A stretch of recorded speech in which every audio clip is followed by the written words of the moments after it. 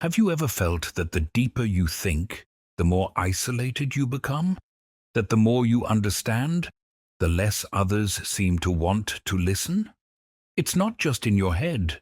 Society has always feared deep thinkers, not because they are wrong, but because they see what others would rather ignore. History proves it. From Socrates to Galileo, from Tesla to Nietzsche, brilliant minds have been ridiculed, silenced, or ignored, not because they lacked intelligence, but because their insights made people uncomfortable. Schopenhauer, one of the most brutally honest philosophers, argued that intelligence is a curse that isolates those who see the world too clearly. But why does this happen? Why does society resist those who think differently? The answer lies in human psychology. Think about it. When you encounter someone physically stronger, you might admire their strength but not feel threatened. When you meet someone wealthier, you may envy them but not feel personally attacked. But when you meet someone intellectually superior, something strange happens. Psychologists call this the mirror effect. A deep thinker doesn't just introduce new ideas, they reflect back the limitations of those around them. And that can be difficult to accept. The very presence of someone who thinks deeply can make others feel inadequate, even if the thinker says nothing at all. But why does intelligence trigger this reaction more than other forms of superiority? To understand this, we need to consider how our minds process different types of superiority. Physical strength, wealth, and beauty are external qualities. They don't necessarily challenge our core self-perception. Intelligence, however, is different. It is intimately tied to our identity. We define ourselves by our thoughts, beliefs, and understanding of the world. When we encounter someone who thinks at a deeper level, who questions what we take for granted, it can feel like a direct attack on our sense of self. Instead of admiring intelligence, many people subconsciously resist it, not because the deep thinker is arrogant, but because their very presence forces others to confront their own limitations. This is why, throughout history, deep thinkers have often been marginalized. Their insights don't just challenge accepted ideas, they challenge egos. And human beings by nature will do almost anything to protect their ego from discomfort. Take a moment to reflect on your own experiences. Have you ever introduced a deep or complex idea in a casual conversation, only to be met with blank stares or awkward silence? Have you noticed how people quickly shift topics when discussions go beyond surface-level chatter? This isn't mere coincidence. It's a defense mechanism. When people encounter a deep thinker, their minds go into self-preservation mode. Instead of being curious, they resist. Instead of engaging, they dismiss. This is why intellectuals, philosophers, and visionaries often find themselves isolated, not because they want to be alone, but because society pushes them away. Interestingly, studies show that confidence is often valued more than intelligence. People are naturally drawn to those who project certainty, even if their ideas are shallow. This is why charismatic, simplistic thinkers gain more influence than deep thinkers who speak with nuance. History is full of examples: populist leaders, motivational speakers, and viral influencers who thrive by telling people what they want to hear, rather than challenging them to think critically. Meanwhile, those who question widely accepted beliefs often struggle to find a broad audience. This is the paradox of intelligence. The more someone seeks truth, the more disconnected they become from the majority. But if intelligence is so threatening, is there any scientific evidence to back this up?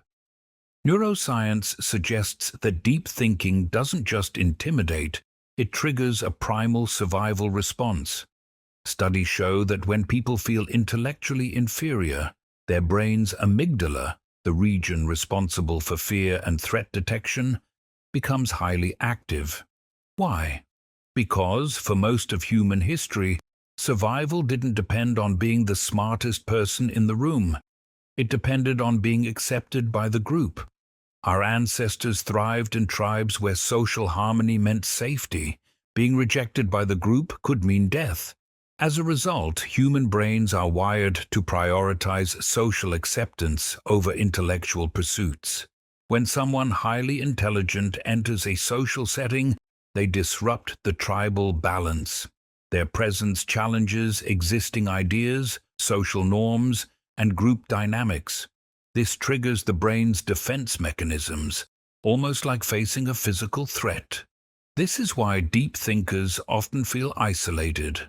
Their intelligence makes them stand out in a world that values conformity. In group settings, this threat response spikes dramatically. Why? Because social status becomes more important. People don't just react to intelligence, they react to how others perceive them in comparison. If someone feels outshined by a deep thinker, they instinctively try to undermine or exclude them to protect their social standing. This is why deep thinkers often find genuine conversations in private settings, but struggle to engage in larger social environments. Psychologists have identified several cognitive biases that explain why intelligence is often met with resistance. For example, the Dunning-Kruger effect suggests that people with low ability often overestimate their intelligence, while highly intelligent individuals tend to doubt themselves. This creates friction. Those who know little often dismiss deeper thinkers, while the more intelligent feel isolated. The status quo bias shows that the human brain prefers familiar, simple ideas over complex truths. Intelligence often introduces disruptive ideas that make people uncomfortable, leading to resistance. The backfire effect occurs when people confronted with challenging ideas don't change their minds. They double down on their existing beliefs. In the digital age, social media has amplified this rejection of intelligence. Algorithms prioritize engagement over depth, meaning emotionally charged or controversial content spreads faster than thoughtful, reasoned arguments. The most viral content is often simplistic and misleading, while deep thinkers struggle to condense their insights into viral-friendly sound bites. So, what does this mean for deep thinkers? The rejection of intelligence is not just social, it's biological, psychological, and cultural. It's built into human nature, reinforced by group dynamics, and magnified by modern technology. This doesn't mean deep thinkers should stop sharing their ideas, but it does mean they need to understand the forces working against them. So, if society resists intelligence, what does it actually embrace? Comfort.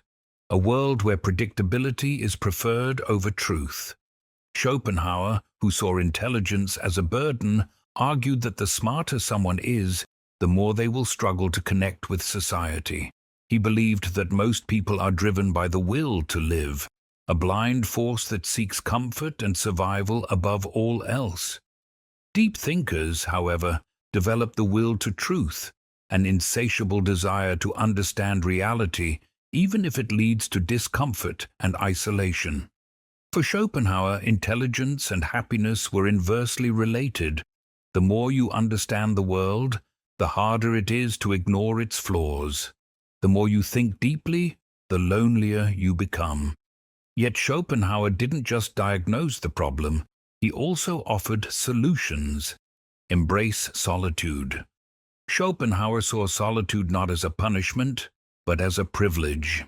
Deep thinkers should use their alone time for intellectual and creative pursuits, rather than seeking validation from society. Seek like-minded individuals. Rather than trying to fit into mainstream society, Schopenhauer advised intelligent people to find those who think like them, whether through books, philosophy, or exclusive intellectual circles. Engage wisely with society. Schopenhauer warned against sharing deep insights with those who weren't ready for them. Instead, he suggested observing society, learning its patterns, and choosing words carefully. While intelligence may lead to loneliness, it also grants freedom, wisdom, and a deeper understanding of the world. Embrace it, and let it guide you toward a more meaningful existence. Schopenhauer's view on life is both sobering and enlightening, especially his perspective on intelligence. He recognized intelligence as a double-edged sword, a source of both power and pain. It gives individuals the ability to perceive reality with clarity, yet this very ability distances them from those who prefer to remain in ignorance. His philosophy underscores the idea that society doesn't fear intelligence itself, but the truths that it unveils. The rejection of deep thinkers isn't because they are wrong, it's because they are right, often too early for society to accept. If you've ever felt isolated due to your intellectual pursuits, Schopenhauer suggests that you are not broken, just someone seeing the world for what it is. But then comes the important question: are deep thinkers doomed to isolation, or can they navigate a society that prefers comfort over complexity? The reality is that society isn't built to embrace deep thinkers. It's built to maintain stability. Most people prefer the comfort of shallow conversations, simple ideas, and repetitive content. This preference is rooted in human psychology, where the brain craves certainty and predictability, a phenomenon psychologists call cognitive ease. People naturally avoid discomfort, especially when encountering complex, unfamiliar ideas. This explains why people often defend the status quo even when it works against them, and why groupthink is so prevalent. People prefer to conform rather than risk social rejection. Shallow content, which is easy to digest and emotionally engaging, wins over thoughtful, nuanced discussions in today's digital world. Algorithms reward viral content, controversy, outrage, and humor, while sidling more rational, intellectual discourse. The issue goes beyond the digital age. Schools and workplaces, for instance, reward obedience over independent thought. Students who simply memorize information succeed, while those who challenge authority are often labeled as troublemakers. The corporate world, too, doesn't necessarily value intelligence or innovation. It favors those who fit the culture and maintain the status quo. History reveals that intellectuals who pushed boundaries were often outcasts during their lifetimes. They were rejected, misunderstood, and even persecuted, yet their contributions changed the course of history. Galileo, Socrates, Nietzsche, Tesla, Alan Turing, and even the rare female intellectual Hypatia of Alexandria all faced rejection for their groundbreaking ideas. These thinkers were ahead of their time, often ridiculed or punished, but their contributions were later celebrated. Galileo's truth about the heliocentric model was seen as heretical, and he was forced to recant under threat of torture. Nietzsche's radical ideas on morality were dismissed as madness, and Tesla, whose ideas on wireless energy and free electricity were far ahead of his time, died in obscurity. Even Turing, the father of modern computing, was persecuted for his sexuality. Hypatia's philosophical contributions were met with violent resistance from religious extremists. These thinkers' experiences show a recurring theme. Society doesn't fear intelligence itself.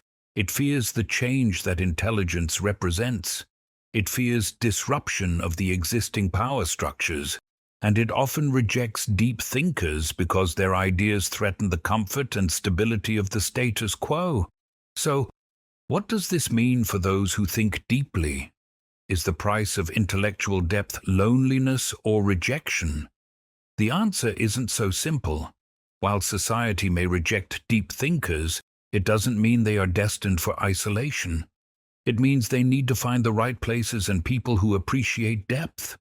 Not every conversation or person is ready for deep discussions, but there are circles, whether online, in intellectual communities, or in select conversations, where these ideas are valued. In navigating society, deep thinkers can learn to communicate complex ideas simply, as Einstein advised. They don't have to overwhelm others, but should aim to make their profound insights accessible.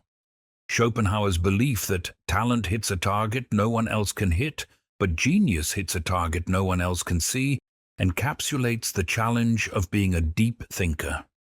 These individuals see the world differently, and while this might discomfort some, it doesn't diminish their importance in pushing humanity forward. History may overlook deep thinkers in the present, but it eventually recognizes their contributions as foundations for progress. So if you ever feel misunderstood for your thoughts, know that you're not alone. Deep thinkers have often been society's change makers, even when their brilliance was not immediately recognized. This reflection on the life and contributions of deep thinkers should inspire those who feel isolated or rejected. You are not out of place. You are ahead of your time.